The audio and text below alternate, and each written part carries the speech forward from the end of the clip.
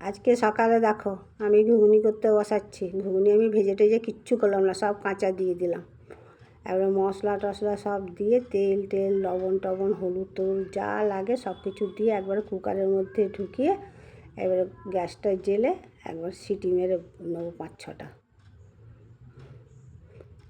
তো আমার গ্যাসটা জ্বাললাম, এবার বসিয়ে দিলাম।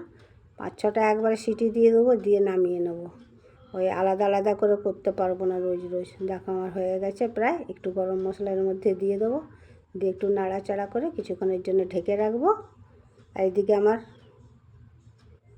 রুটিগুলো হয়ে গেছে। তা আমি এবারে থালার মধ্যে ওদেরকে দিতে শুরু করি। তো কাঁচা পেঁয়াজ কেটে নিয়েছি, রুটিগুলো দিয়ে দিলাম, ঘুগনি দিয়ে দিলাম। ওরা তো তাড়াহুড়ো করছে, বেলা হয়ে গেছে আজকে, তাই তাড়াহুড়ো করছে।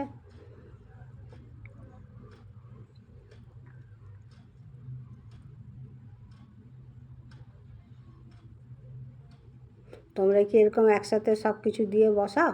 আমি কিন্তু বসাই, কী করবো তাড়াহুড়োর সময়। আর আমি তো খুব একটা রুটি খাই না, আমি মুড়ি নিয়েছি আর ঘুগনি নিয়েছি। আমি ঘুগনি মুড়ি খাবো, আর ওর বাপ ছেলে রুটি আর ঘুগনি খাবে। তো দেখে বলো কেমন হয়েছে। যদি ভালো লাগে লাইক শেয়ার কমেন্ট, পারলে সাবস্ক্রাইবার করে নিও। ইউটিউব চ্যানেলে পিসিমণি রান্নাঘরটা আছে, ওইখানে গিয়ে করো।